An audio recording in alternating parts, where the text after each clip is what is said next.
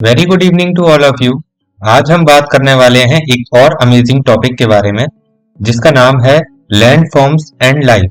यानी हमारी अर्थ ग्लोब पे बहुत डिफरेंट टाइप्स की लैंड फॉर्म्स देखने को मिलती हैं और उनपे अलग अलग टाइप की लाइफ स्टाइल्स भी देखने को मिलती हैं लोगों की। तो वही सारी चीजें हम डिस्कस करेंगे आज की इस वीडियो में। तो वीडियो को स्टार्ट करते हैं जिसका नाम है लैंड फॉर्म्स एंड लाइफ। तो डिफरेंट डिफरेंट लैंड फॉर्म्स को डिस्कस करेंगे इस वीडियो में। तो लेक्चर को स्टार्ट करने से पहले कुछ एक इम्पोर्टेंट बात है जो कि अथर्ववेद में लिखी गई है। यानी एक हिम है। हिम बेसिकली क्या होती है, एक रिदम होती है जो एक कविता के थ्रू या मतलब गाने के थ्रू गाई जाती है। जैसे कि free from the burden of human beings may the earth with many Heights. यानी अगर अर्थ पे बात करें ह्यूमन बींग्स के अलावा बहुत सारी चीजें हमें देखने को मिलती हैं, जैसे कि slopes, great plains and bearing plants adorned with varied variety of powers. यानी स्लोप्स देखने को मिलती हैं, प्लेन्स देखने को मिलते हैं एंड प्लांट्स देखने को मिलते हैं अर्थ पे ह्यूमन बींग्स के अलावा। तो वही सारी चीजें, वही सारी बातें क्या हैं। और अर्थ जो है एक माँ की तरह एक बच्चे को पालती है, यानी सबको एक लाइफ देती है, चाहे वो बड़े बड़े पर्वत हों, चाहे वो बड़े बड़े क्या कहते हैं पठार हों लाइक प्लेट्यूज हों, या फिर प्लेन्स हों, या फिर लोग हों पीपल हमारी तरह, और या फिर एनिमल्स एंड प्लांट्स हों। तो अर्थ एक माँ की तरह अपने बच्चों को पालती है। इसीलिए अथर्ववेद के भूमि सुक्ता में लिखा गया है the earth is my mother and I am her child. तो लेक्चर को स्टार्ट करने से पहले हम देख लेते हैं कि इस लेक्चर में हम आगे क्या क्या पढ़ने वाले हैं। तो सबसे पहले हम डिस्कस करेंगे माउंटेन्स, प्लेट्यूज एंड प्लेन्स, यानी डिफरेंट टाइप्स के लैंड फॉर्म्स जो कि हमें पूरी अर्थ ग्लोब पे देखने को मिलते हैं। और फिर हम बात करेंगे एनवायरनमेंट की, जो कि in different different land forms पे हमें देखने को मिलता है, जैसे कि flora and fauna. Flora basically means होता है कि प्लांट्स एंड ट्रीज के बारे में डिस्कस करेंगे, एंड फौना मींस जो एनिमल्स वगैरह जो डेवलप होते हैं डिफरेंट डिफरेंट लैंड फॉर्म्स पे। देन हम बात करेंगे कि पीपल की मतलब जो लोग हैं उनका लाइफ स्टाइल एंड कल्चर किस तरीके से अफेक्ट होता है in different different land forms पर रहने की वजह से, चाहे वो माउंटेन हो, प्लेट्यू हो या प्लेन्स हो, किस तरीके से लोग अपनी लाइफ स्टाइल को इनके अकॉर्डिंग चेंज कर लेते हैं। देन हम बात करेंगे चैलेंजेस एंड अपॉर्चुनिटीज की, जो कि यहाँ पर लाइफ से रिलेटेड होती है। जैसे कि मतलब क्या क्या चैलेंजेस होते हैं पहाड़ों पर रहने वाले लोगों के संग में, प्लेट्यूज पर रहने वाले लोगों के संग में, और क्या क्या अपॉर्चुनिटीज होती है कि ये लोग अपनी इकोनॉमी को किस तरीके से बैलेंस करते हैं, या इकोनॉमिकल लाइफ स्टाइल इनकी कैसी होती है, किस तरीके के बिजनेसेस करते हैं, किस तरीके से अपनी लिवलीहुड को चलाते हैं। तो सबसे पहले हम बात करते हैं माउंटेन्स की। तो माउंटेन्स क्या होते हैं? माउंटेन्स होते हैं एक ऐसे लैंडफॉर्म्स जो कि बहुत हायर होते हैं, मतलब आसपास की सराउंडिंग से, that are much higher than their surrounding landscape. और इनको कैसे पहचाना जाता है? ये जो इनका जो बेस होता है वो थोड़ा सा ब्रॉड होता है और ऊपर से स्टीप स्लोप्स होती है, यानी थोड़ी सी ढलान टाइप को देखने को मिलती है, और लास्ट में जाके इनकी नैरो समिट होती है जो कि एक पॉइंटेड एंड होता है, जो हाईएस्ट पीक पॉइंट होता है किसी भी माउंटेन का। तो माउंटेन की जो हाइट है ना वो डिपेंड करती है कि उस पर स्नो मिलेगी या नहीं। जैसे कि अगर ज्यादा ऊंचे माउंटेन होंगे तो वो कहीं ना कहीं अर्थ की सरफेस से बहुत ऊपर होंगे, जिसकी वजह से टेम्परेचर वेरिएशन भी हमें देखने को मिलेगा, और इसी की वजह से इस पे देखने को मिलती है स्नो। यानी जो माउंटेन्स बहुत ज्यादा हाइट को गेन कर लेते हैं, हाइट को अचीव कर लेते हैं, तो उनका जो अपर मोस्ट पार्ट होता है ना वो ऑलमोस्ट स्नो से ढका हुआ रहता है। देन बात करते हैं जो छोटी एल्टीट्यूड वाले होते हैं, यानी लोअर एल्टीट्यूड माउंटेन्स होते हैं, उनकी जो बर्फ है यानी स्नो है वो कहीं ना कहीं क्या होती है, गर्मियों के चलते पिघल जाती है और लास्ट में जाके वाटर बनती है, और वाटर की थ्रू ये रिवर्स वगैरह क्या फॉर्मेशन कर लेते हैं, और इसी तरीके से ओरिजिनेशन होता है रिवर्स का, जो कि माउंटेन से निकल कर आती है, देन प्लेट्यूज में जाती हैं एंड प्लेन्स में जाती हैं। देन हम बात करते हैं कि जो हाई एल्टीट्यूड के जो माउंटेन्स होते हैं ना वो हमेशा स्नो से ढके हुए रहते हैं, कभी भी उनकी बर्फ पिघलती नहीं है, वो almost through out the year वो क्या करते हैं, स्नो में ही कवर्ड रहते हैं, living the mountain permanently snow capped, जिसकी वजह से वो स्नो कैप्ड रहते हैं हमेशा। अब बात करते हैं कि माउंटेन जैसे ही कुछ और हाई हिल्स भी हमें देखने को मिलते हैं, हाइट वाले जो मतलब हाई लैंड्स भी देखने को मिलते हैं, जिन्हें हम बोलते हैं हिल्स। हिल्स जो होती हैं वो भी लाइक माउंटेन्स ही होती हैं, राउंडेड होती हैं, बट इनकी क्या जो स्टीप स्लोप्स होती है ना वो छोटी होती हैं, यानी ऊपर से ये पॉइंटेड एंड नहीं होती हैं, ये जो होती हैं मतलब इनका जो समिट होता है वो नैरो नहीं होता है, जस्ट लाइक माउंटेन्स वो क्या होती हैं, थोड़ी सी ब्रॉड होती हैं, इन्हें बोलते हैं हम हिल्स। तो माउंटेन रेंजेस हमें कुछ देखने को मिलती हैं जो फेमस फेमस माउंटेन रेंजेस हैं, जैसे कि एशिया में हमें हिमालयास देखने को मिलते हैं और यूरोप में हमें एल्प्स माउंटेन देखने को मिलते हैं, माउंटेन रेंजेस, ठीक है। एंड एंडीज माउंटेन देखने को मिलते हैं जो कि साउथ अमेरिका में हमें देखने को मिलते हैं। और कुछ और माउंटेन रेंजेस भी हैं जो कि थाउजेंड ऑफ किलोमीटर्स तक फैली हुई हैं, स्प्रेडेड है। तो माउंटेन के टाइप्स की अगर मैं बात करूं तो पूरे वर्ल्ड के 6 मेजर माउंटेन्स हैं, जैसे कि Mount Everest, Mount Aconcagua and Mount Kilimanjaro and Mount Blanc, Mount Kanchenjunga भी है एंड माउंट अनामुडी। तो इनकी हाइट के बेसिस पे इनको डिफाइन किया गया है, डिफरेंट डिफरेंट हाइट के बेसिस पे। जैसे कि जो हाईएस्ट माउंटेन है that is mount Everest, and उसके बाद में हमें देखने को मिलता है इंडिया के अंदर माउंट कंचनजंगा। और इसी तरीके से इसी ऑर्डर में ये 6 माउंटेन्स की हाइट मेंशन है, आप यहाँ पे देख सकते हैं। देन बात करते हैं कि जो माउंट एवरेस्ट है वो वर्ल्ड का सबसे हाईएस्ट माउंटेन है, जो कि हमें तिब्बत और नेपाल के बॉर्डर पे देखने को मिलता है। देन कंचनजंगा जो कि नेपाल और इंडिया के अंदर आता है, सिक्किम रीजन में, जो कि इंडिया की सबसे हाईएस्ट पीक है हिमालयन रेंज की। देन माउंट एकोनकागुआ जो कि साउथ अमेरिका में देखने को मिलता है, it is the highest peak of Andes mountain series. Then Mount Kilimanjaro जो कि ईस्टर्न अफ्रीका में है, ये एक आइसोलेटेड माउंटेन है and it is not a part of any range. Mount Blanc जो कि वेस्टर्न यूरोप में देखने को मिलता है and is the highest mountain of Alps series. Then Anamudi, Anamudi जो है केरल में है, ये साउथ इंडिया का सबसे हाईएस्ट माउंटेन है और ये अनाई पीक के नाम से भी जाना जाता है केरल में। देन हम बात करते हैं जो हिमालयास है ना, उनको यंग फोल्डेड माउंटेन कहते हैं, और जो अरावली हिल्स हैं उनको ओल्ड फोल्डेड माउंटेन रेंजेस बोलते हैं, क्योंकि ये दोनों बने तो बहुत सालों पहले थे, पर लेकिन अरावली हिल्स के कंपैरिजन में हिमालयास जो है ना वो यंग है, इसलिए अर्थ हिस्ट्री में हिमालयास को यंग फोल्डेड माउंटेन के नाम से भी जाना जाता है।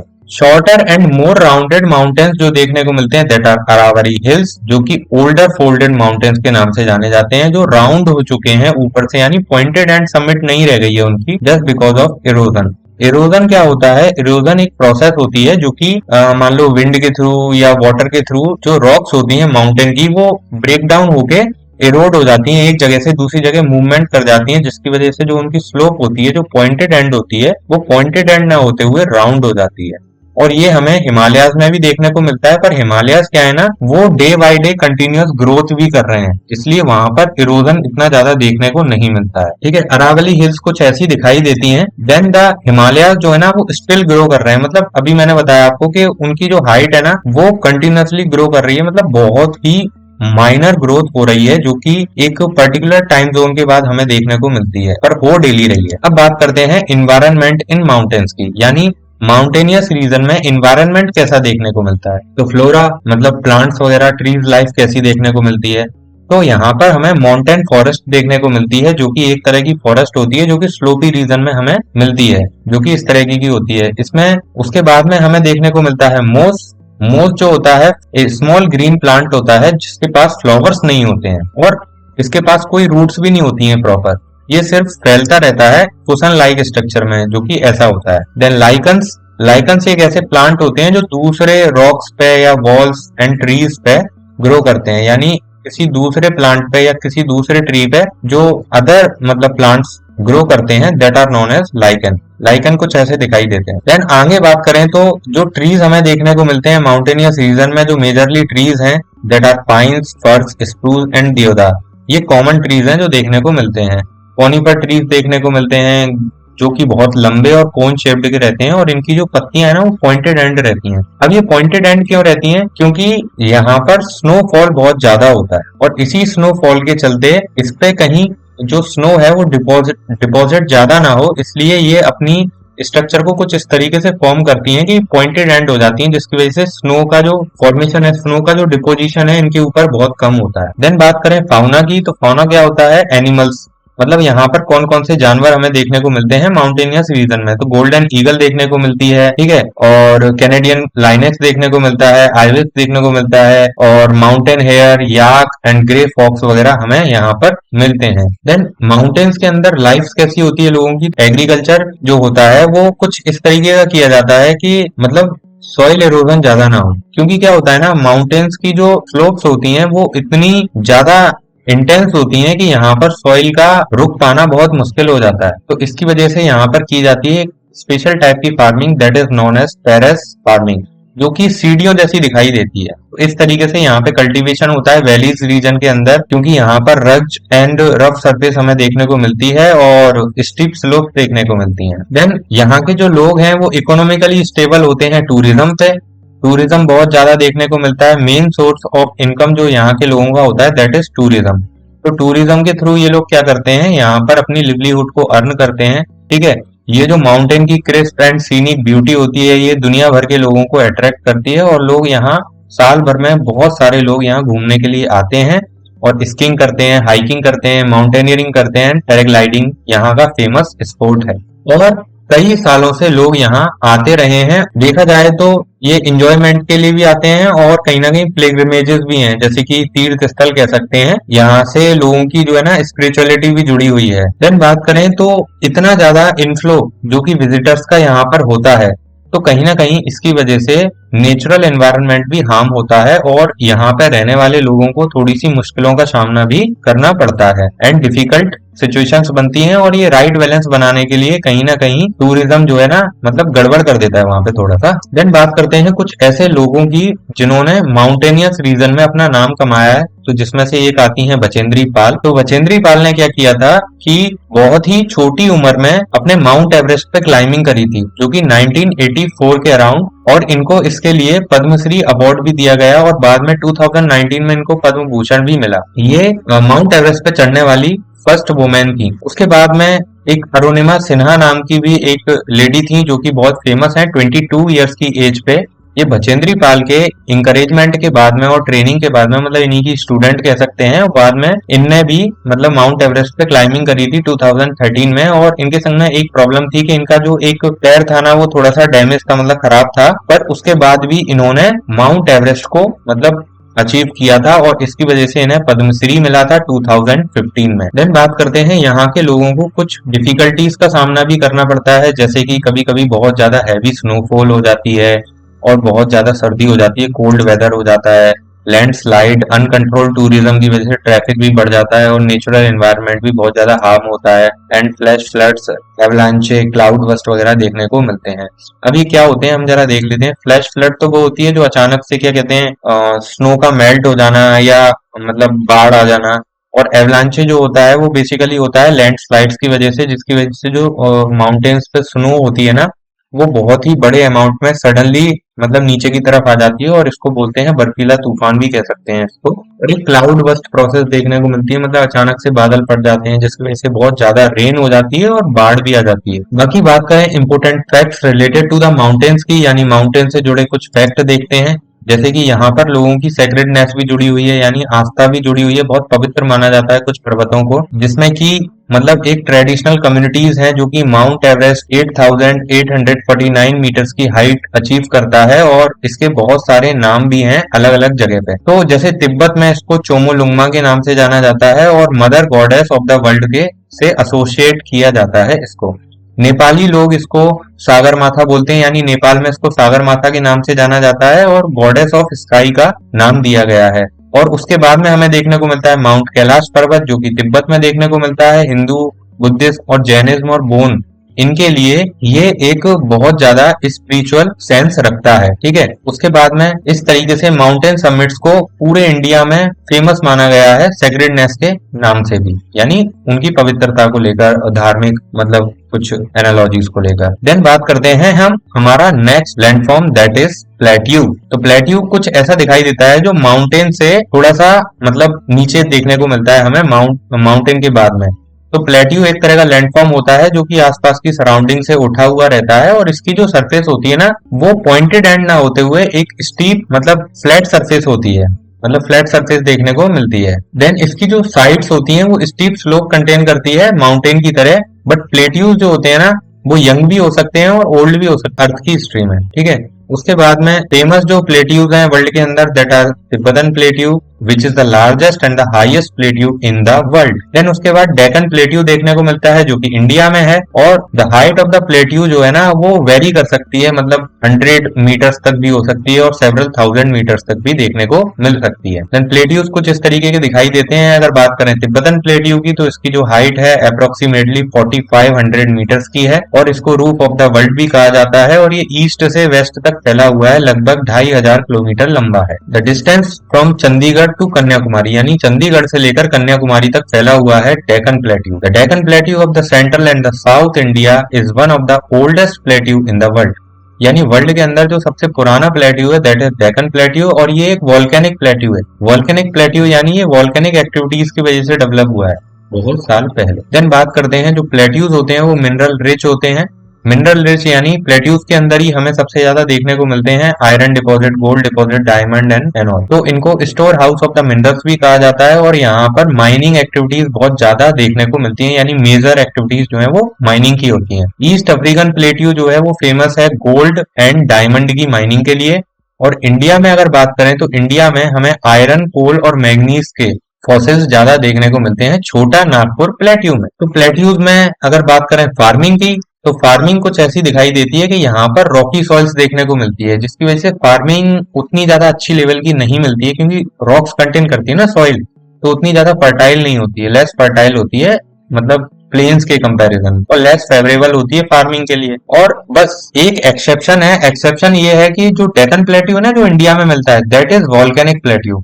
और वॉल्केनिक प्लेट्यू जो होता है ना वो बहुत ज्यादा मिनरल रिच सॉइल को कंटेन करता है, that is known as black soil. तो वैसे तो प्लेट्यूज जो है वो फार्मिंग के लिए ज्यादा सुइटेबल नहीं होते हैं, बट जो लावा प्लेट्यूज होते हैं यानी वॉल्केनिक एक्टिविटीज से बनते हैं, जैसे कि डेक्कन प्लेट्यू जो हमारा बना हुआ है वो फार्मिंग के लिए बहुत अच्छा माना जाता है। कॉटन वगैरह की फार्मिंग बेसिकली यहाँ पर की जाती है। देन प्लेट्यूज को जो है ना हाउस ऑफ वाटरफॉल भी कहा जाता है, क्योंकि यहाँ पे क्या होता है ना, जो इनकी स्लोप्स होती है ना वहां से रिवर फ्लो करती है, देन वो जब प्लेन्स पे आती है तो वहां पे वाटरफॉल बनता है ना।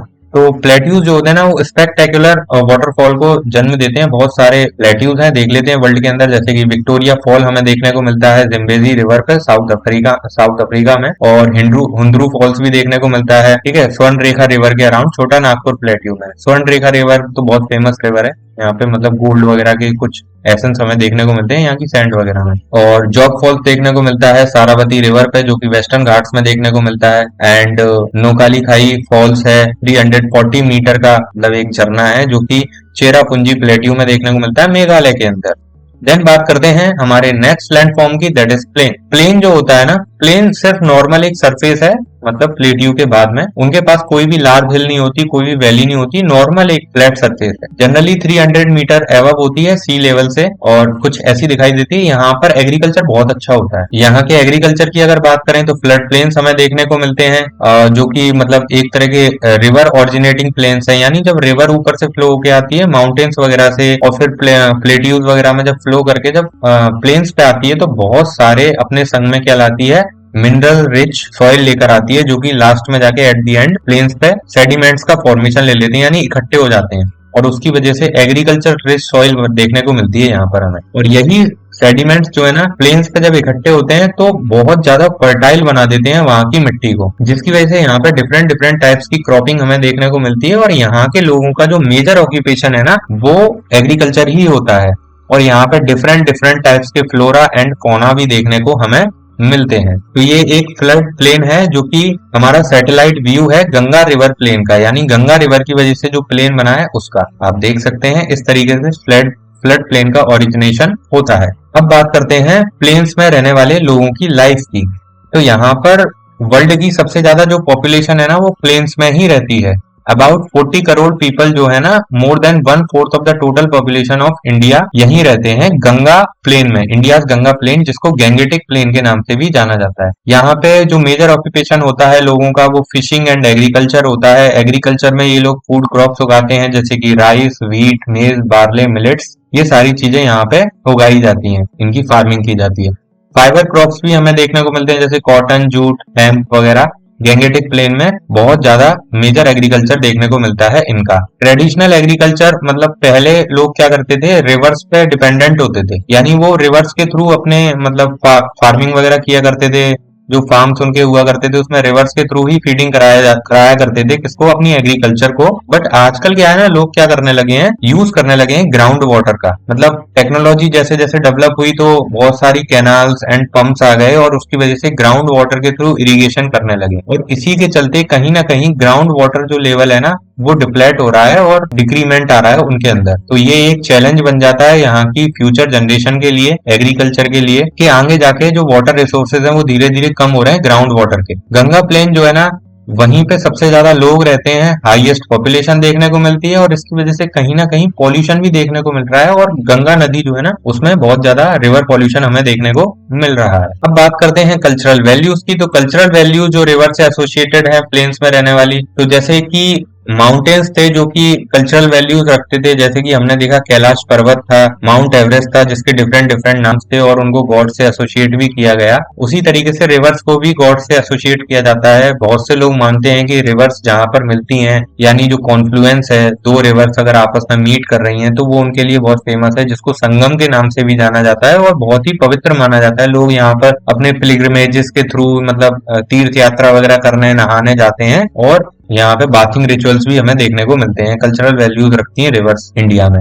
बोटिंग वगैरह देखने को मिलती है, बहुत सारे त्योहार भी मनाए जाते हैं नदियों के यही कॉन्फ्लुएंस पे, यानी जो meeting point of two rivers और मोर देन टू रिवर्स का जो होता है, वहां पर बहुत सारे फेस्टिवल्स भी मनाए जाते हैं, सेरेमनीज बनाई जाती हैं, रिचुअल्स मनाए जाते हैं इन सारी लोकेशन पे, और बहुत सारे लोग यहाँ इकट्ठा होते हैं। पहले के लोग जो थे वो बोट के थ्रू ट्रेवल किया करते थे नदियों में, बट आजकल क्या है, उतनी बोटिंग देखने को नहीं मिलती है, पर कुछ कुछ जगह पे आज भी लोग बोट्स में ट्रेवल करते हैं। अब कुछ अदर लैंडफॉर्म्स भी हमें देखने को मिलते हैं इन तीन मेजर लैंडफॉर्म्स के अलावा, जो कि है डिजर्ट। डिजर्ट जो होते हैं, एरिड सॉइल देखने को मिलती है, यहाँ पे सूखी सूखी मिट्टी होती है, बहुत लेस प्रेसिपिटेशन होता है, यानी बारिश बहुत कम होती है। उसी के अकॉर्डिंग यहाँ पे जो जानवर है वो भी अलग अलग होते हैं, जैसे कि कैमल वगैरह देखने को मिलते हैं यहाँ पे, है ना। जो लार्ज एंड ड्राई जो मतलब लोकेशन देखने को मिलती है, लैंडफॉर्म्स देखने को मिलती हैं, उन्हें ही हम डिजर्ट्स बोल देते हैं। तो वर्ल्ड के अंदर कुछ फेमस डिजर्ट्स हैं, जैसे कि सारा डिजर्ट है जो कि अफ्रीका में देखने को मिलती है, थार डिजर्ट जो है जो नॉर्थ वेस्ट इंडियन सब कॉन्टिनेंट में देखने को मिलती है, और गोबी डिजर्ट है जो कि एशिया में देखने को मिलती है। कुछ एक्सपर्ट्स का मानना है कि एंटार्क्टिका कॉन्टिनेंट भी एक तरह की डिजर्ट ही है जो कि कोल्ड डिजर्ट है, और गोबी डिजर्ट भी कोल्ड डिजर्ट है, यानी कुछ हॉट डिजर्ट है एंड कुछ कोल्ड डिजर्ट है। डिजर्ट के अंदर हमें कैमल देखने को मिलता है ना। यहाँ के लोगों की लाइफ के बारे में डिस्कस कर लेते हैं, तो बहुत ज्यादा टफ लाइफ देखने को मिलती है, क्योंकि यहाँ पे बारिश नहीं होती, तो एग्रीकल्चर भी बहुत कम देखने को मिलता है। तो यहाँ के लोग किस पे डिपेंडेंट होते हैं, मतलब यहाँ के लोग जो है ना, बेसिकली देखा जाए तो बहुत ज्यादा माइग्रेट करते रहते हैं, एक जगह से दूसरी जगह जाते रहते हैं काम की तलाश में। बट यहाँ के जो कल्चरल वैल्यूज हैं वो बहुत ज्यादा रिच होती हैं। यहाँ पे फोक सॉन्ग्स देखने को मिलते हैं, है ना। लेजेंड्स भी बहुत सारे यहाँ से हमें देखने को मिले, मतलब डिजर्ट एरियाज में से, जो राजस्थान वगैरह की साइड है। और ये जो है ना, यहाँ पे लोगों को बहुत मुश्किल होती है सरवाइव करने में, पर फिर भी लोग कहीं ना कहीं सरवाइव कर ही रहे हैं किसी ना किसी तरीके से, और इसी प्रोसेस को बोलते हैं रेजिलियंस। तो इसी के साथ होता है हमारा लेक्चर खत्म, और मिलते हैं नेक्स्ट लेक्चर के साथ नेक्स्ट वीडियो में। तब तक के लिए बाय बाय।